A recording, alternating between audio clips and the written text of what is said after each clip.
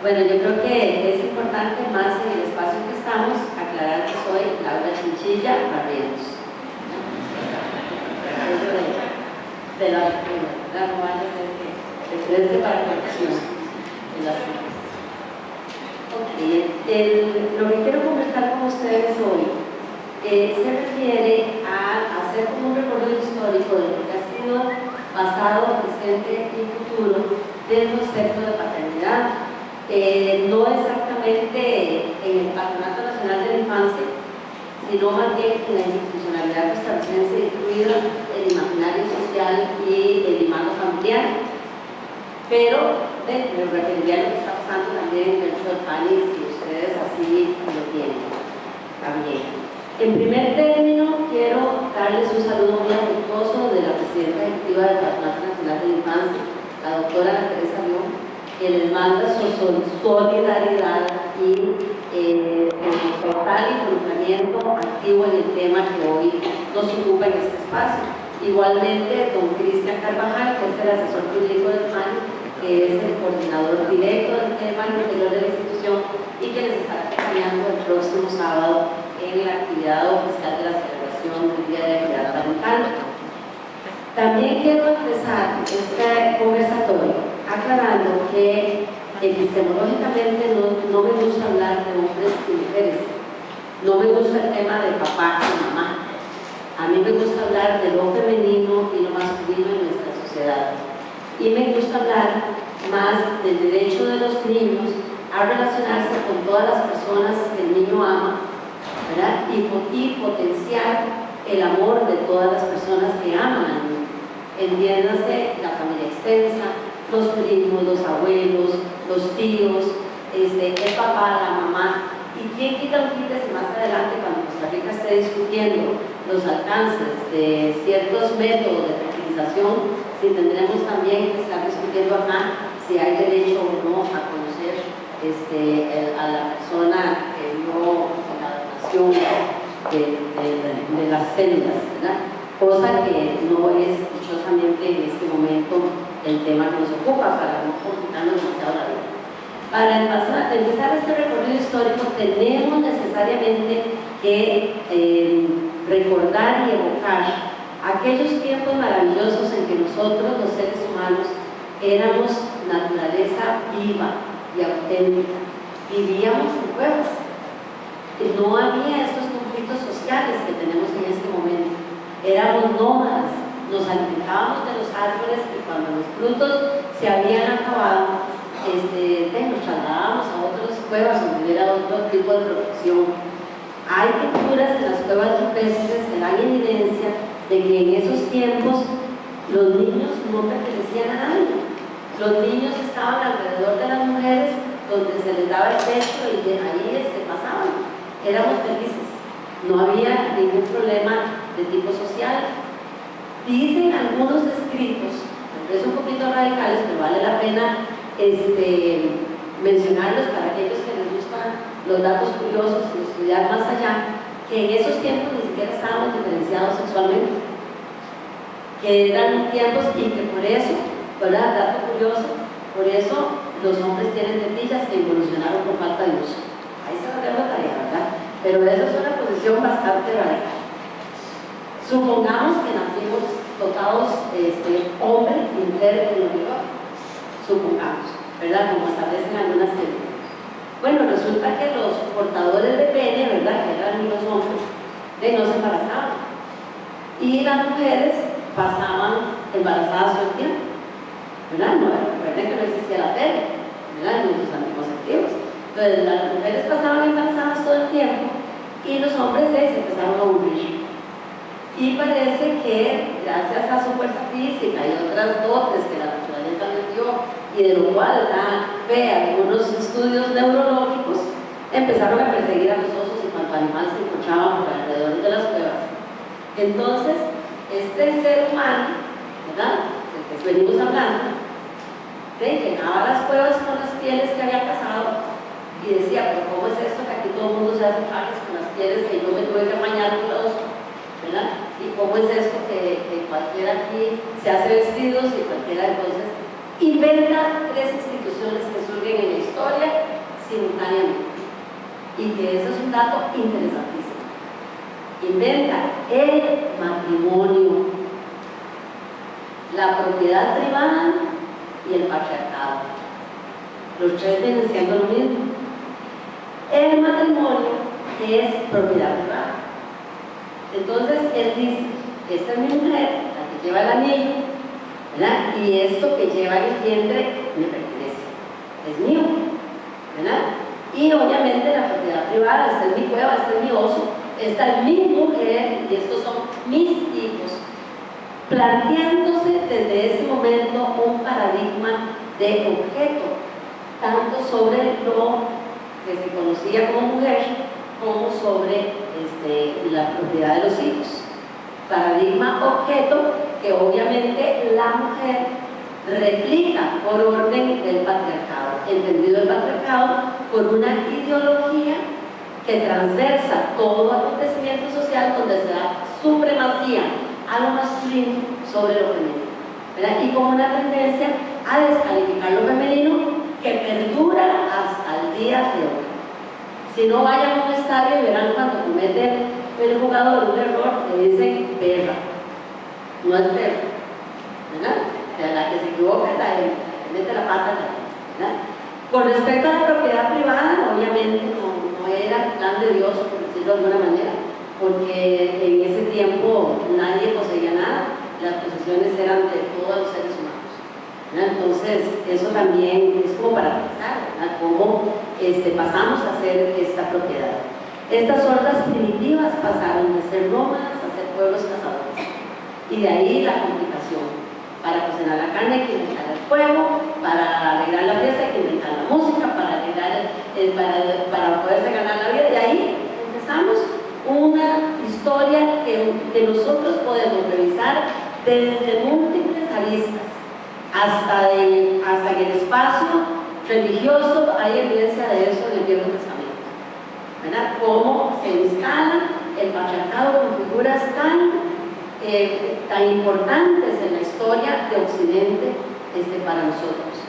Y así avanzaron los tiempos sin que nadie se cuestionara esto, ¿verdad? La historia, la antropología dice que había algunas tribus y algunos sectores que no vivían de esa manera, pero no estaban en Occidente, no señor, estaban por allá larguísimo, por África y por Asia, ¿verdad? Por acá nos transversó completamente con la herencia de la conquista, nos trajo todo ese acervo cultural y ese paradigma, ¿verdad? Los niños son un objeto y son propiedad, ¿verdad? No es objeto. Entonces, ¿cuál es el primero? Hay que reconocer que el cristianismo como filosofía fue la primera instancia que trajo un cuestionamiento de esto y que dijo: ¿pero cómo es eso? ¿Verdad? Y hay algunas cuestiones, ¿verdad? Que los niños vengan a mí, el que ya haga algo de alguna cosa, alguna de mis criaturas, más le vale tirarse con una piedra en el cuello en un fondo de agua, etcétera, etcétera, ¿verdad? Pero de todos sabemos que el cristianismo lo plantea desde lo religioso, y cualquier cosa planteada desde lo religioso está condenada al fracaso. Nosotros tenemos que tener para este tema, para todos los temas sociales, discusiones a nivel científico y a nivel intelectual, académico, para lograr desmenuzar los paradigmas y replantearlos. No lo logró el cristianismo, todos lo sabemos dolorosamente. Teníamos 2000 años de esta filosofía y aún estamos discutiendo el tema. La Revolución Francesa viene siendo como el segundo gran acontecimiento mundial, donde se plantea que no somos objetos, que somos sujetos de derechos. Pero también todos sabemos quiénes eran los sujetos de derechos de la Revolución Francesa. El hombre, llámese el ser humano pequeño, ¿verdad? La mujer no. La persona de piel blanca, la persona de raza negra o de otras razas no tenían derechos.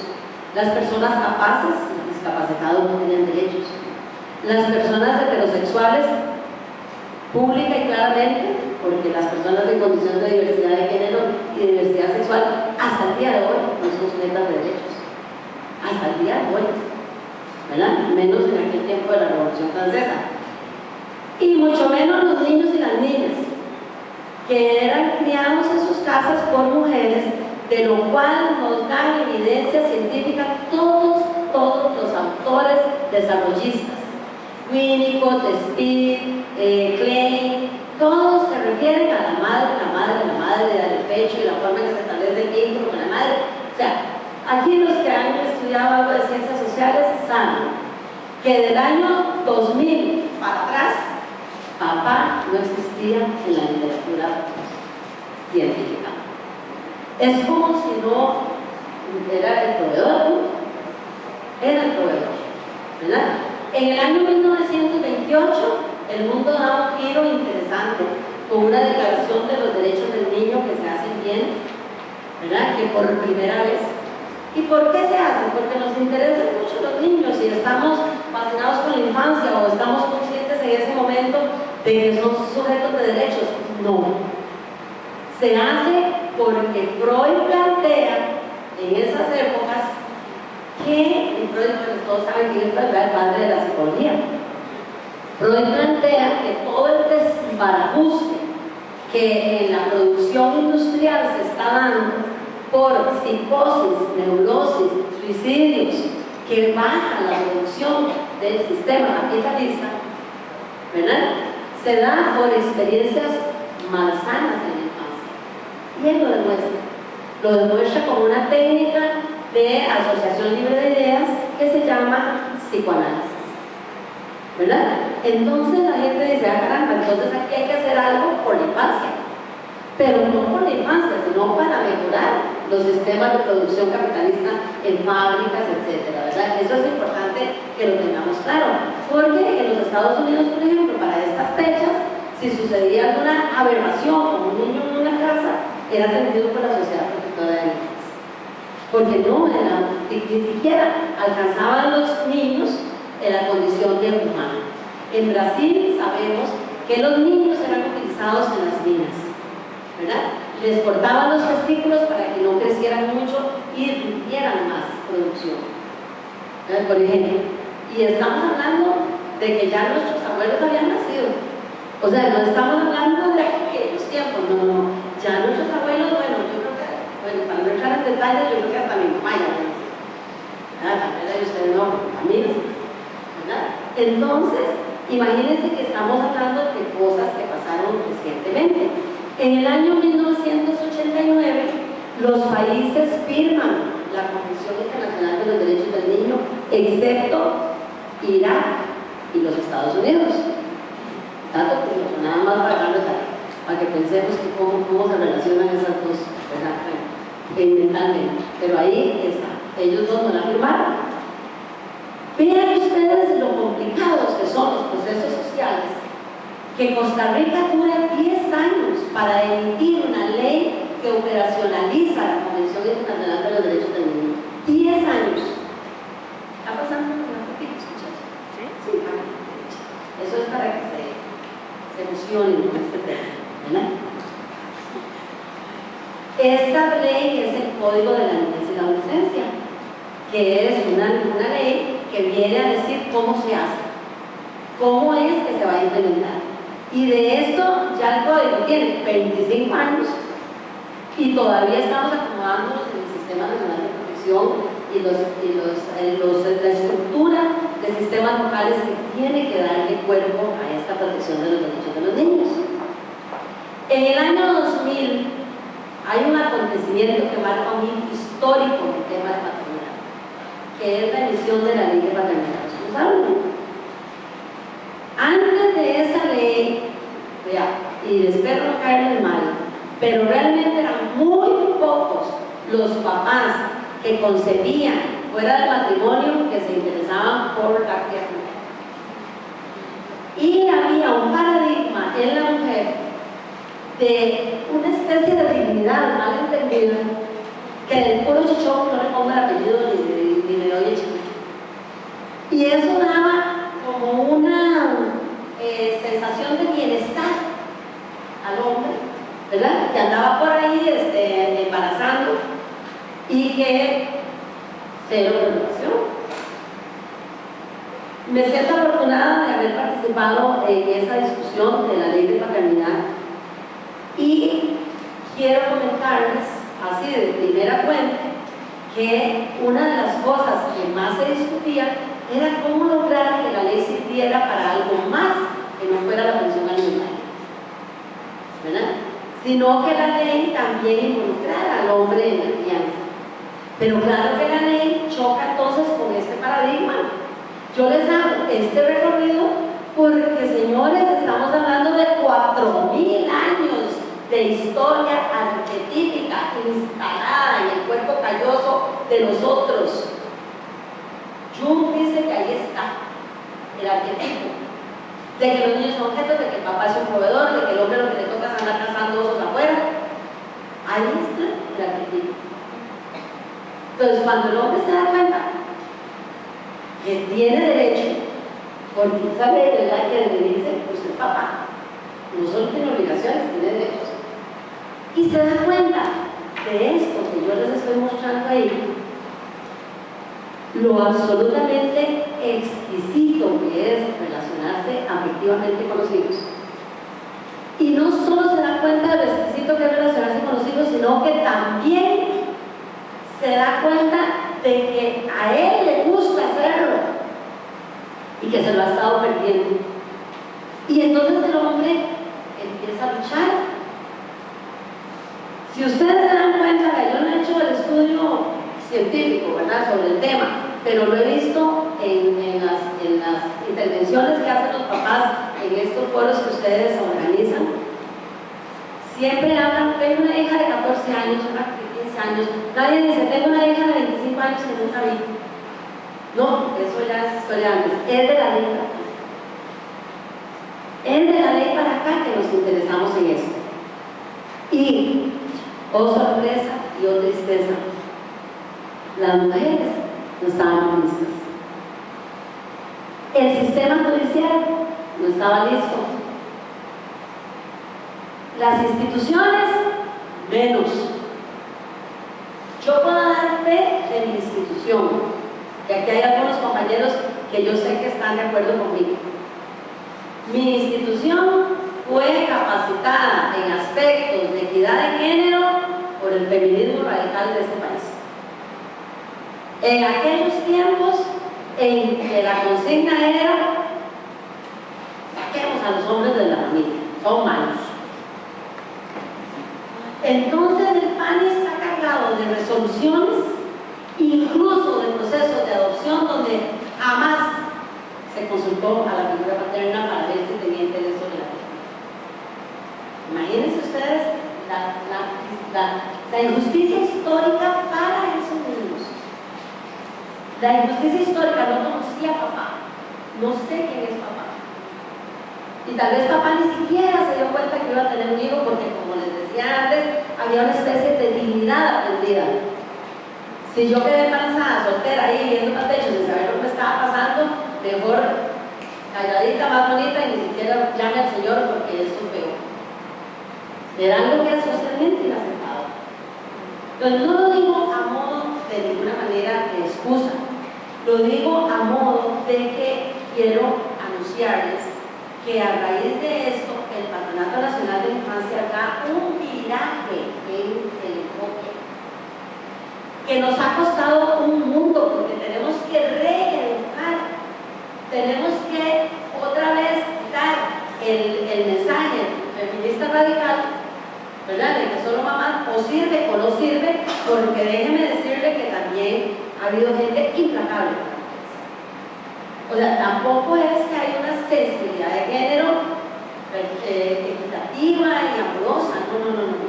Es algo, ¿verdad? Yo digo que es algo loable, porque yo veo a las compañeras muy apasionadas defendiendo los derechos de los niños, y eso es bien, pero el niño tiene derecho a su madre y a su padre, no al contrario. El Patronato Nacional de la Infancia, con visión de futuro,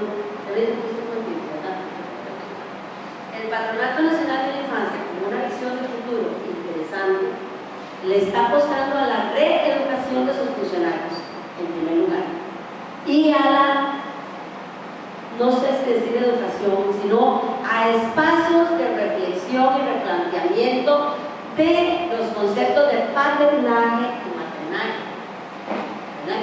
entendidos, hay una palabra que usa don Mario Víctor, que hace una sola, maternaria, algo así, hace una sola, ¿verdad? Porque tampoco, como les decía al principio, cabe hablar solo de mamá y papá, porque la gente tiende a relacionarlo con un sexo determinado. Y también tenemos familias conformadas por personas del mismo sexo, tenemos familias totalmente uniparentales también, porque el Señor, hay que tener una realidad, se hizo un chorro de humo y no va a ejercer la maternidad. O al revés, la señora se hizo un chorro de humo y no va a ejercer la maternidad, ¿verdad? Entonces, este señor tiene que ser amado más, ¿verdad? Y hay que replantearle los paradigmas para que ejerza de una manera moderna, con visión de crianza del siglo XXI, a niños del siglo XXI que están muy conscientes de que son sujetos de derechos y que ya no tienen ese chip arquetípico en el cuerpo. Esto es lo que traía para compartir.